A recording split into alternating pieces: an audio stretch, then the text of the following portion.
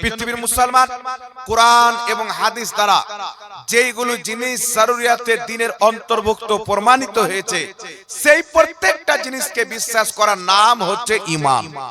নবী পাক সাল্লাল্লাহু আলাইহি ওয়াসাল্লাম হাদিস শরীফের মধ্যে বলেছেন যে আমার উম্মত 73 ফিরকাতে বিভক্ত হবে, কুল্লুহুম ফিন্নার, সমস্ত ফিরকা জাহান্নামে যাবে, ইল্লা মিল্লাতান ওয়াহিদা, একটি দল জান্নাতে যাবে, মা আনা আলাইহি ওয়া আসহাবি, যে দল আমি এবং আমার সাহাবীর তরিকাতে চলবে ওই দল হবে জান্নাতি। তো 73টি যে দল হবে, 72টি যে জাহান্নামী দল হবে, সে 72 দল কি নামাজ পড়বে না? নবী পাক সাল্লাল্লাহু আলাইহি ওয়াসাল্লামের হাদিস দ্বারা স্পষ্টভাবে প্রমাণিত। আল্লাহর নবী সাল্লাল্লাহু আলাইহি ওয়াসাল্লাম এটা বুঝিয়েছেন, যারা ঈমানদার হবে ওই ঈমানদারের চাইতে যারা বেঈমান হবে, 72 জাহান্নামী ফিরকার অন্তর্ভুক্ত হবে, তারা ঈমানদারের চাইতে নামাজ বেশি পড়বে, রোজা বেশি রাখবে, হজ বেশি করবে, কিন্তু তাদের মধ্যে ইসলাম থাকবে না।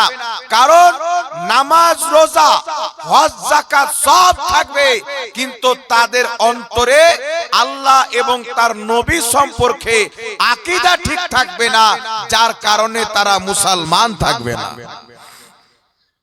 এইজন্য পৃথিবীর মুসলমান, আমি আপনাদের সম্মুখে কয়েকটি এক্সাম্পল দিয়ে দিচ্ছি নবী পাক সাল্লাল্লাহু আলাইহি ওয়াসাল্লামের হাদিস থেকে। আল্লাহর নবী সাল্লাল্লাহু আলাইহি ওয়াসাল্লামের সাহাবী হযরত উমর ফারুক রাদিয়াল্লাহু তাআলা আনহুর নিকটে দুইজন ব্যক্তি আসলেন। আসার পরে বলছেন, ওগো উমর ফারুক রাদিয়াল্লাহু তাআলা আনহু, আপনার নিকটে আমরা উপস্থিত হয়েছি একটা ফয়সালার জন্য। তবে আপনার নিকটে আসার পূর্বে আমরা নবী মুস্তাফার নিকটে গিয়েছিলাম। আল্লাহর নবী ফয়সালা করে দিয়েছেন, একজনের পক্ষে ফয়সালা হয়েছে, একজনের বিপক্ষে ফয়সালা হয়েছে। যেই লোকটার বিপক্ষে ফয়সালা হয়েছে, রাস্তাতে ফিরে আসার টাইম ওই লোকটা বলল যে একবার উমরের কাছে চলো। হযরত উমর ফারুক রাদিয়াল্লাহু তাআলা আনহু সেই লোকটাকে জিজ্ঞাসা করলেন, তুমি কি এই কথা বলেছো যে উমরের কাছে চলো নবীর ফয়সালা হয়ে যাওয়ার পর? সেই ব্যক্তি বলল, জি হ্যাঁ, আমি এই কথা বলেছি। হযরত উমর ফারুক রাদিয়াল্লাহু তাআলা আনহু বললেন, একটু দাঁড়াও, আমি তোমাদের ফয়সালা করে দিচ্ছি। তিনি ঘরের ভিতরে গিয়ে তলোয়ার নিয়ে এসে সেই ব্যক্তির গর্দানকে উড়িয়ে দিলেন। আর তার সাথে যে ব্যক্তি ছিল কাঁপতে কাঁপতে নবী মুস্তাফার দরবারে যাওয়ার পরে বলছেন, ইয়া রাসূলুল্লাহ, ইয়া হাবিবাল্লাহ, উমর তো আমার বন্ধুকে কতল করেছে, আমি থাকলে আমাকেও কতল করে দিত, আমি পালিয়ে চলে এসেছি। চতুর্দিকে হাঙ্গামা হয়ে গেল, কারণ যেই ব্যক্তিকে হযরতে উমর ফারুক কতল করেছিলেন এই ব্যক্তি নামাজ পড়তো, এই ব্যক্তি যুদ্ধের ময়দানে অংশগ্রহণ করত, এই ব্যক্তি নবী মুস্তাফার মজলিসে বসে কোরআন হাদিস শিখতো। এমন একজন ব্যক্তিকে হত্যা করেছিলেন যেই ব্যক্তি জাহিরে সচ্চা এবং পাক্কা মুসলমান ছিল। তার মা বাপ, তার আত্মীয় স্বজন আল্লাহর নবী সাল্লাল্লাহু আলাইহি ওয়াসাল্লামের নিকটে হাজির হলেন। ইয়া রাসূলুল্লাহ, ইয়া হাবিবাল্লাহ, উমর আমার বেটাকে কতল করেছে, আমার ভাইকে কতল করেছে। আমার বেটা তো মুসলমান ছিল, 5 ওয়াক্তের নামাজ পড়তো, চেহারাতে দাড়ি ছিল, পরনে ইসলামিক পোশাক ছিল, আপনার পিছনে নামাজ পড়তো, আপনার মজলিসে বসে কোরআন হাদিস শিখতো। সুতরাং উমর একজন মুসলমানকে হত্যা করেছে, আপনিও উমরকে হত্যা করে কিসাস করেন।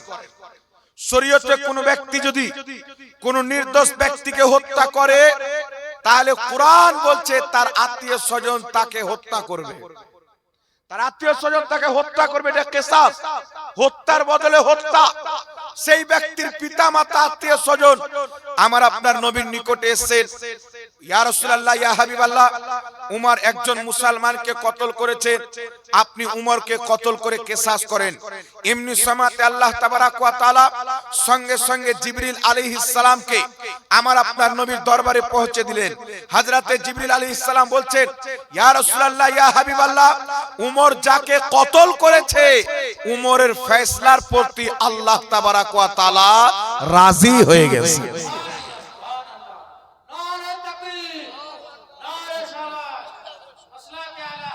হযরতে উমর ফয়সালা করেছেন তিনার ফয়সালার প্রতি আল্লাহ রাজি হয়ে গেছে। কি ফয়সালা করেছিলেন বাবা? আল্লাহর নবীর দরবারে দুইজন ব্যক্তি এসেছিলেন। নবী পাক একজনের পক্ষে ফয়সালা হলো, একজনের বিপক্ষে ফয়সালা নবী পাক করে দিলেন। যেই ব্যক্তির বিপক্ষে ফয়সালা গেল, নবীর দরবার থেকে বেরিয়ে এসে বলছেন, একবার উমরের কাছে চলো। চিন্তা করেন, সেই ব্যক্তি রাসূলের পাকের পিছনে নামাজ পড়তো। যেই নবী মেরাজে গিয়ে আপনার রজব মাসের 27 তারিখে আল্লাহর নিকট থেকে রোজা নিয়ে এসে আপনার নামাজ নিয়েছে, সেই নবীর পিছে নামাজ পড়নে वाला, সেই নবীর মজলিসে বসে দ্বীন শিখনে वाला, আল্লাহর নবীর ফয়সালা হয়ে যাওয়ার পর দ্বিতীয়বার উমরের কাছে গিয়েছেন। হযরত উমর তাকে কতল করে প্রমাণ করে দিলেন, নবী পাকের ফয়সালাকে কোন ব্যক্তি যদি কমজোর মনে করে, সেই ব্যক্তি কোনদিন মুসলমান হতে পারে না। তিনি কতল করে দিলেন। এই হাদিসটিকে ইমাম ইবনে কাসির নিজের কিতাব তাফসিরে দুররে মানসুরের মধ্যে ইমাম সিয়ুতি লিখেছেন। ইমাম ইবনে কাসির তাফসিরে ইবনে কাসিরের মধ্যে লিখেছেন। এইজন্য পৃথিবীর মুসলমান আরেকটি হাদিস সহিহ বুখারীতে এসেছে, আল্লাহর নবী সাল্লাল্লাহু আলাইহি ওয়াসাল্লাম গনিমতের মাল বন্টন করছেন। যারা বদরি সাহাবী বদরের যুদ্ধে উপস্থিত ছিলেন, আল্লাহর নবী তাদেরকে 2 হিস্সা দিচ্ছেন। যারা বদরি সাহাবী নয়, তাদেরকে 1 হিস্সা দিচ্ছেন। আমার নবী বন্টন করছেন মানে আল্লাহর বন্টন করা। না কি বলেন? নবী পাকের বন্টন করা মানে আল্লাহর বন্টন করা। আমার আপনার নবী সাল্লাল্লাহু আলাইহি ওয়াসাল্লাম হিজরতের রাতে 40 জন কাফির আমার নবীর ঘরকে ঘিরে আছেন। যেমন রাসূল পাক সাল্লাল্লাহু আলাইহি ওয়াসাল্লাম বের হবে, সঙ্গে সঙ্গে কতল করে দাও, সঙ্গে সঙ্গে শহীদ করে দাও। আল্লাহর নবী মুস্তাফা হাতে কিছু পাথর কাকড় নিয়ে কাফিরের দিকে চালিয়ে দিলেন, তাদের সামনে দিয়ে বেরিয়ে চলে গেলেন। তারা বুঝতে পারলো না। আল্লাহ পাক বলছেন, হাবিব, হিজরতের রাতে কাফিরের দিকে তুমি যেই পাথর ফেলেছিলে, ওটা তুমি ফেলোনি, আমি আল্লাহ সেই পাথর ফেলেছিলাম। পাথর ফেলছেন নবী, আল্লাহ বলছেন আমি ফেলেছিলাম। আল্লাহ সুবহানাহু ওয়া তাআলা কোরআন পাকে বলছেন, মান ইউতির রাসূলা ফাকাদ আতা আল্লাহ, যে ব্যক্তি রাসূলের ইতাআত করলো সেই ব্যক্তি আল্লাহর ইতাআত করলো। তো রাসূলের ইতাআত করা, আল্লাহর ইতাআত করা, রাসূলের পাথর ফেলা, আল্লাহর পাথর ফেলা, রাসূলের কথা শোনা, আল্লাহর কথা শোনা, তো নবী পাকের ফয়সালা করা আমার আল্লাহর ফয়সালা করা। তো নবী পাক বন্টন করছেন, বদরি সাহাবীকে দিচ্ছেন 1 হিস্সা, যারা বদরি সাহাবী নয় তাদেরকে দিচ্ছেন 1 হিস্সা, আর বদরি সাহাবীকে দিচ্ছেন 2 হিস্সা। একজন ব্যক্তি বলছেন, ইয়া রাসূলুল্লাহ ইত্তাকিল্লাহ, হে আল্লাহর রাসূল আল্লাহকে ভয় করেন, ইনসাফ করেন। এই কথা যেই ব্যক্তি বলল তার নাম হলো জুলখায়সরা। নবী পাকের পিছনে নামাজ পড়তো, আল্লাহর নবীর সঙ্গে হয়ে যুদ্ধের ময়দানে মুসলমানের পক্ষে হয়ে কাফিরের সঙ্গে লড়াই করত। এক রাতে 300 রাকাত নফলি নামাজ পড়তো। এই পৃথিবীর মুসলমান নবীর পিছে নামাজ পড়নে वाला, রাসূলুল্লাহর চেহারা দেখনে वाला, নবীর কাছে শরীয়ত শিখনে वाला, শুধু এই কথা বলল, ইয়া রাসূলুল্লাহ ইত্তাকিল্লাহ, হে আল্লাহর রাসূল ইনসাফ করেন, আল্লাহকে ভয় করেন।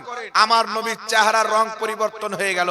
রাসূল পাক বলছেন, বদবখ, আমি যদি ইনসাফ না করি পৃথিবীতে কে ইনসাফ করবে? হযরতে উমর ফারুক ছিলেন, তিনি তলোয়ার বের করে বলছেন, হুজুর আপনি আমাকে অনুমতি দেন, আমি তার গর্দান মেরে দিব। আপনাকে ইনসাফের কথা বলে। হযরতে উমর যখন এই কথা বললেন, ওই জুলখায়সরা নবী পাকের দিকে পিঠ করে যেতে আরম্ভ করলো। আল্লাহর নবী বলছেন, উমর হত্যা করার দরকার নাই, একে চিনে নাও, এর নাসাল কিয়ামত পর্যন্ত থাকবে, নামাজ এত পড়বে। উমর তুমি নিজের নামাজকে তার নামাজের সামনে কম মনে করবে, এত রোজা রাখবে, তার রোজার সামনে তুমি নিজের রোজাকে কম মনে করবে। অর্থাৎ তোমার চাইতে নামাজ বেশি পড়বে, রোজা বেশি রাখবে, কুরআন এত তেলাওয়াত করবে, কিন্তু কুরআন হলক থেকে নিচে নামবে না। রাসূল পাক বলছেন, তারা ইসলাম থেকে এমন ভাবে বেরিয়ে যাবে যেমন তীর কামান থেকে বেরিয়ে যায়। তীর যদি কামান থেকে বেরিয়ে যায় আর কি ফিরে আসে বাবা? কথা বলেন, তীর আপনি কামান থেকে বেরিয়ে গেল, ছেড়ে দিলেন, দ্বিতীয়বার ফিরে আসার কোনো চান্স নাই। এখন আপনাকে বুঝানোর উদ্দেশ্য হচ্ছে রাসূলুল্লাহর পিছে নামাজ পড়নে ওয়ালা, দাড়ি রাখনে ওয়ালা, আল্লাহর নবীর সামনে বসে কুরআন হাদিস শিখনে ওয়ালা এমন ব্যক্তি যে নবীর পিছে নামাজ পড়েছে, সেই ব্যক্তি নবীর ফয়সালাকে আপনার সন্দেহ করে বলছেন ইয়া রাসূলুল্লাহ ইনসাফ করেন। তো রাসূল পাক বলছেন ইসলাম থেকে এমন ভাবে বেরিয়ে যাবে যেমন তীর কামান থেকে বেরিয়ে যায়। কারণটা কি ইয়া রাসূলুল্লাহ, ইয়া হাবিবাল্লাহ? কালমা তো আপনার পড়েছিলেন, আপনাকে তো ইয়া রাসূলুল্লাহই বলেছিলেন, মুহাম্মদ ইবনে আব্দুল্লাহ বলেননি। নামাজ তো আপনার পিছনে পড়তো, যুদ্ধের ময়দানে আপনার সঙ্গী হয়ে যেত, সেই ব্যক্তি তো যাকাত দিত, হজ করত, এক রাত্রে 300 রাকাত নফলি নামাজ পড়তো। ইয়া রাসূলুল্লাহ, ইয়া হাবিবাল্লাহ, সেই ব্যক্তি মুসলমান কেন হবে না?